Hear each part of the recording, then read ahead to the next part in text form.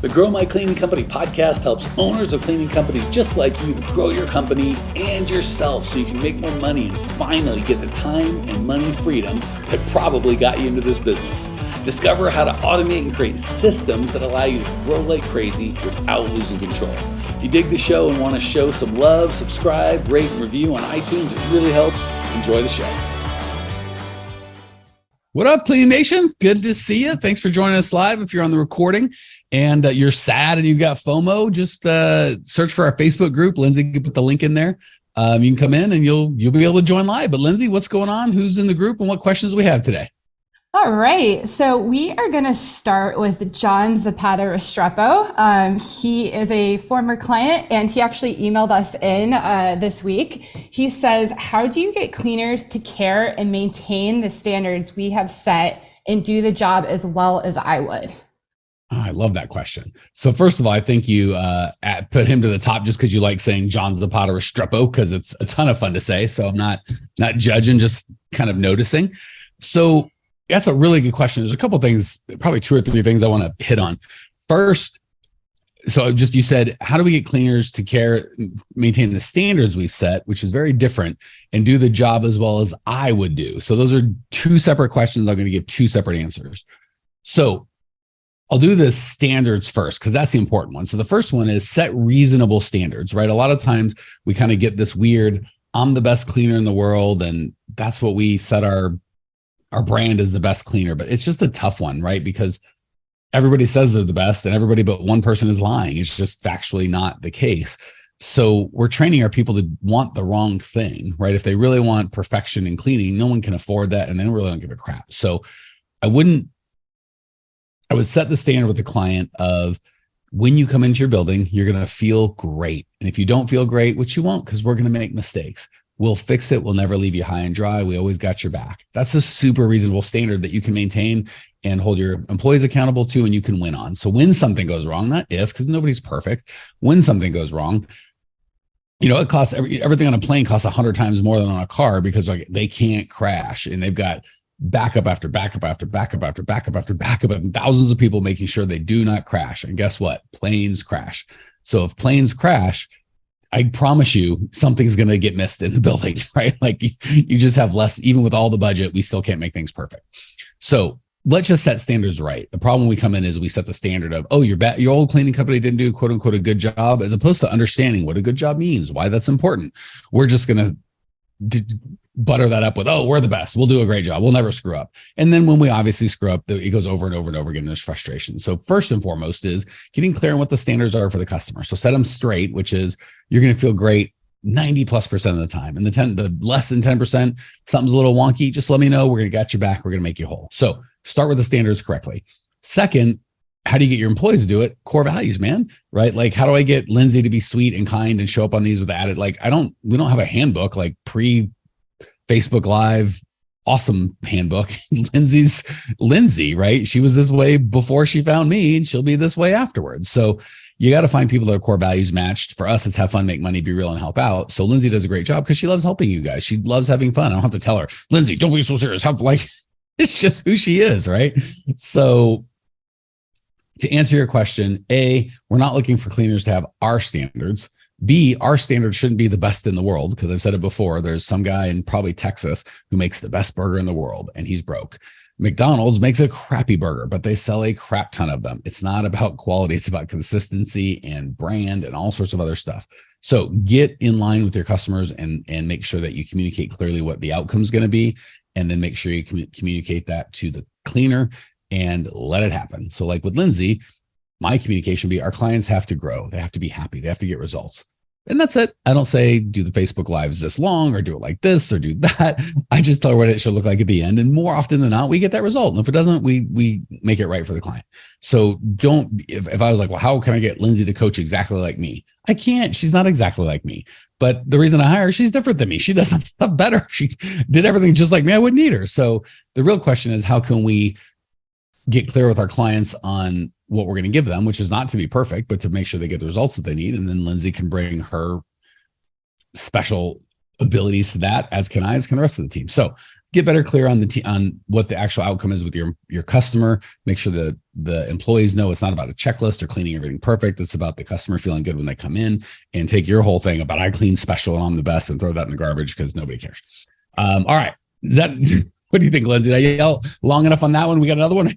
Yeah, no, I think that was great. So let's go on to our next question.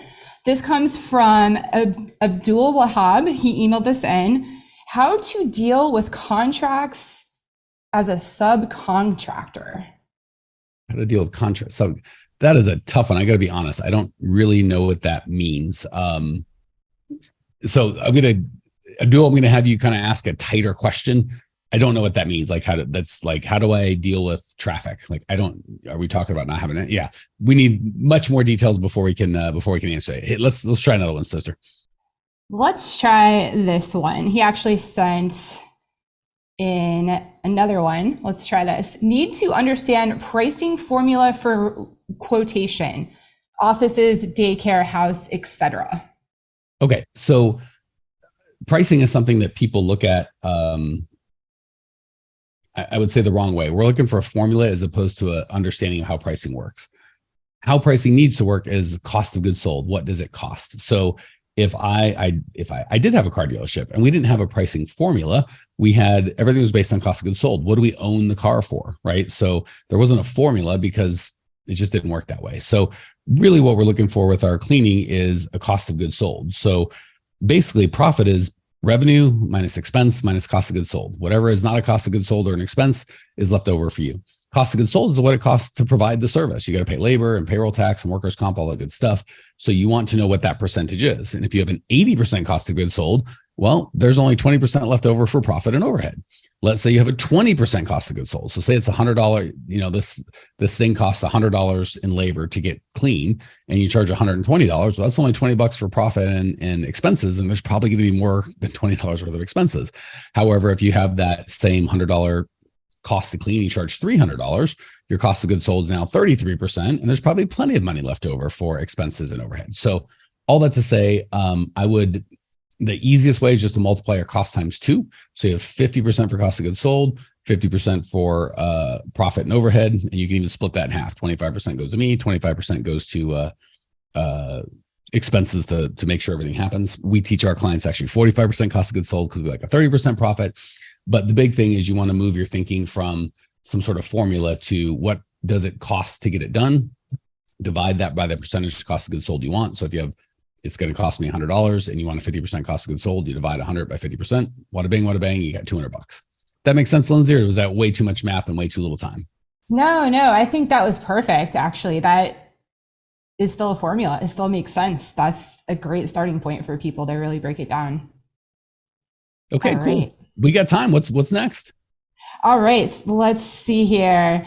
Here's a great one that Brandy from Facebook asked is how can I build a strong online presence for my cleaning business, including a website and social media strategy? So that's the thing about that. Again, we kind of talked about this a couple of lives ago. People ask the wrong question. So there's 1,000 ways to build this. There's, goodness, I could teach for a week on how to build a social media strategy or online brand. The problem is most people don't ask why. So if I were coaching you live, I'd go, why do you want to do this? And most of the time we say things like to build my business, to build my brand, it's going to make me rich. But in the reality, what we think that, but really the driving force is so my in-laws will think I've got a successful business, right? So I can look appropriate to the world. So if your goal is to be successful, hire someone that's got you can throw a lot of money. You can be really rich and famous, or not rich, but you can be real famous on the interwebs. Just throw a bunch of money at, make a bunch of content, yada, yada. But if you're really trying to grow your cleaning company, keep in mind, guys, gals, like we're a very little niche company. And I think our Instagram followers are 15,000. Of those 15,000 followers, I'm in Scottsdale. I'll bet you less than 100 are in Phoenix, Arizona, or Scottsdale, Arizona. So if I had a local service company and I had 1 million followers, but only 86 of them were in my city, what am I doing? It's just all for brand. So a lot of people, or it's all just for ego, I should say. Brand is good, ego's not so much. So most people don't want to do what I would consider the real work. And it can be hard work, but it's the real work of creating a market, doing the thinking. What is my goal? So start with, what kind of profit do I want? What kind of revenue? And people always start with revenue. Again, that's another ego number. How much profit do I want? And just say your profit's 25%. So if I want to make 10 grand a month, you divide that by 4. Well, I need $40,000 in revenue. How many clients do I have? Or what's my revenue now? It's 20 grand. Okay. I need to add $20,000 in revenue.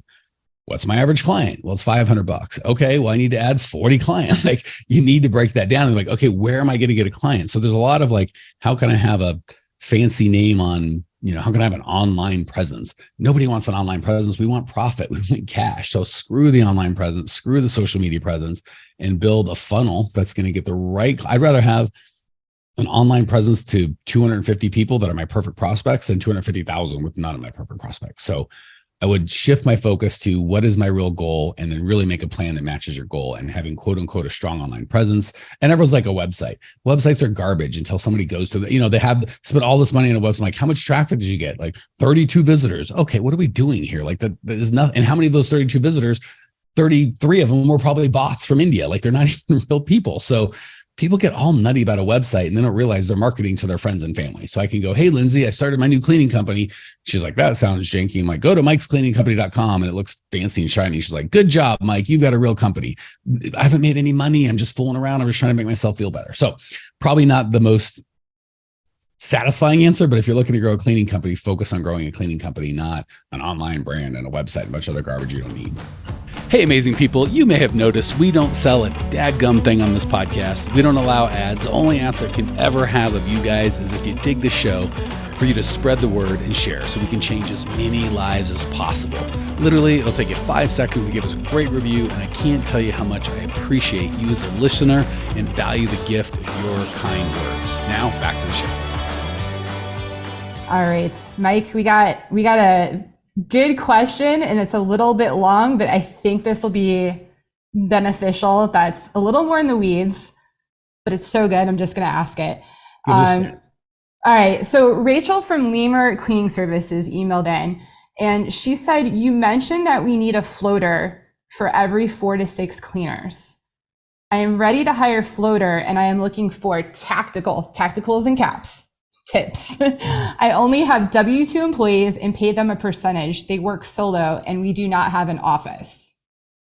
Okay. So I didn't really hear any of that being super relevant unless I'm missing something, Lindsay, other than how do I hire a floater? What are the actual tactical ways to hire a floater? Is that right? Yes. And there's follow-up questions too. I just saw I pasted more here. How can I ensure that the floater will be available when I need him or her? Should I consider paying a minimum wage for being okay? So let me just answer the question. So a lot of times people are like, how do I do this? And it's got to work like this. And here's how I'm doing it. And I don't want to do anything different. I'm like, well, then do what you want to do. So if the question is, so if you have a bunch of rules about how to run it, then run your company the way you want to run it. But the way we do it, you can make millions of dollars. It's a great way. So I'm not going to get into the weeds of, I do it this way because A, it's got to be valuable for the whole community. And B, if you're like, I need to run a cleaning company, but I have to price like this and I have to pay my people like this, and I'm only going to do that, and I only work on Tuesdays, how do I be successful? I'm like, I don't know. Stop making all these crazy rules. So the good news is we definitely want to be able to hire a floater. Honest to goodness, you can go out looking for a floater. Well, first of all, let's just define what that is. And again, it's just like with the last question, let's define what the goal is first. The goal is to never, ever, ever, ever, ever have to clean, never think you have to clean, and make sure all of your clients get paid first. Get paid first. All of your clients get taken care of first, right? So the way that we do that is, again, the floater is not even the first line of defense. The first line of defense is how many hours are our people working? How many people do we have? So a lot of times we're looking for a floater, but we've got 3 employees all working 38 to 45 hours a week. And it's like, a floater ain't going to fix that. You don't have enough people. So before we even get to floaters, a lot of stuff should happen beforehand. Make sure your customers are profitable, right? Because if there's a bunch of unprofitable customers, get them out before we hire floaters to cover a thing that doesn't even make any profit. So again, a lot of this stuff goes together. So make sure you've got the right customers and you're profitable. B, make sure that your people are working less than 20 hours a week. If you've got people working 30, 40 hours a week, even 25 hours a week, hire more people. You don't need a floater yet, because you only need a floater when someone calls out and you don't have anyone to cover. So if I'm working 3 hours a day say I've got 10 people and there's 100 hours of cleaning a week and I've got 10 employees, well, each employee is going to work about 10 hours. If 2 people quit, now I've got 8 employees working 100 hours. They just work 8 hours. It's, you see what I'm saying? It's like not that big of a deal. Or wait, how'd that work? 100 hours, only 8 people. I can't do the math. 8.33 or something like that. It's not a big deal. But if I've got 100 hours and I've got 5 people working 40 hours each, one dude quits. Now the 4 people got to all work. Am I doing my math right? My brain isn't working. I'm terrible at public math. So I'm terrible at private math. God forbid doing it live. So if you've got people working 100 hours, you've got 100 hours of cleaning and you've got 2 cleaners. Each cleaner works 50 hours. One dude isn't there. The other guy can't clean 100 hours that week, right? So you're like, well, what if I only have 3? Okay. Now they're each working 33 hours, but if one dude quits, they both have to work 50. Like it's too many freaking cleaners, or too few freaking cleaners, too many hours. But if each guy's only working 15 hours and one guy calls out, well, then the other guys, they move up to 18 hours. Like it's not a big daggum emergency. So step 1 is really make sure you've got enough cleaners to be doing the job. Also, the more cleaners you have, the more competition, the more there's a lot of benefits to it we don't have to get into. So that said, make sure that you got your kind of all your ducks in a row before you start hiring floaters. That said, when you've got a good hiring funnel coming on, you don't really have to go specifically for floaters. You can just find people that got a good employees and they're a good employee, but the needs that you have for a regular employee doesn't work. They could be a floater. Or in the interview process, you find someone, same thing. You don't think they'd be a good fit for regular, they could be a floater. My favorite way to get a floater, and again, all this is just having a good hiring funnel. If you've got a good automated hiring funnel, you'll have floaters. So what you do is, when you're all full and everyone thinks they're full way before, they need 6 cleaners, they got 2 and they're like, I'm full. They're not. You need 4 more. So you've got 6 cleaners. Everybody's working 13, 14, 15, 16 hours a week. What you do is the next person that wants in, because your hiring funnel keeps running, you go, boy, Lindsay, I'd love to hire you. Your great core values match, but we just have so much interest in this job. There's just not enough. More people want in than we can hire. So if you want to be a floater, I can put you on the bench. And once either we get some new accounts, which you're constantly taking on, or somebody quits or calls in, boom, you can get called in the big leagues. But to earn your way onto the squad, you've got to be a floater for a while. And that really increases the cost of getting in, and the higher it costs to get in, the more perceived value there is. In terms of pay, you can there's a couple ways you can do it. If they're on that situation, you just pay them like, hey, that's you get whatever the regular hourly rate is. If you want someone that's a dedicated floater, you could pay them a higher wage. Like if it's average $20 in your area, you could it's $25, but you have to show up, right? And if you don't show up, you don't get paid. Or you could be like, hey, at the end of the month, if you show up every time I call, I'll give you a $250 bonus and you just work for the regular wage. But anytime I call and you don't show up, you don't get your bonus. So how you compensate them is not big of a deal, but my favorite way is have a good hiring funnel and get to the point where you're still running your funnel. You just don't have room. And now they're on the backup, they have to work their way into the squad. So hopefully that was tactical enough. That was a bit of a long one. I think we got time for one more, sister. All right, let's do a short and sweet one. Ahmad Ataya emailed in and asked, what are the top 3 strategies to retain long-term clients in the cleaning industry, especially post-pandemic? Yeah, really good question. So first of all, believe it or not, that starts with the sales process. Everybody kind of focuses on cleaning quality, but it's just like we said earlier in the broadcast. If you don't set expectations right, it doesn't matter how great you are, right? So if we took you on as a client and I said, you're going to make $1 million in the next 2 weeks, and all I did was quadruple your business and get you out of cleaning forever, you're still going to be pissed because I didn't deliver as promised. So the biggest thing is, most of the time people, when they give a bid or take a new client, they let the client lead, and the client's going to say, I want the most cleaning for the least amount of money. And we're going to say things like, we are the best cleaning for the least amount of money. And then they're unhappy and we don't understand, and they take us for granted, and it just doesn't work. And then there's high churn both ways. We don't like them, they don't like us. It sucks. But if we really help them in the sales process understand what problem they're solving, which none of their competitors have done, and why they're in pain now, and where that pain's coming from, and what their actual life looks like, and what having a bad cleaner is costing them right now, and what their life could and should look like if they got this problem solved. Once they're clear on that, all you have to do is deliver on that promise, and the turnover is going to go way down, because everyone else is just going to be, we have the most cleaning for the least money. So you've got to kind of shift that narrative from, least money, most clean to I understand your problem. More importantly, you understand your problem, and we're uniquely suited to solve that problem, because when you try and get a competitive bid, they're not even going to know what that problem is or know how to talk about it, whereas we talk about it. So really it starts with the sales process, getting crystal clear on what their problem is.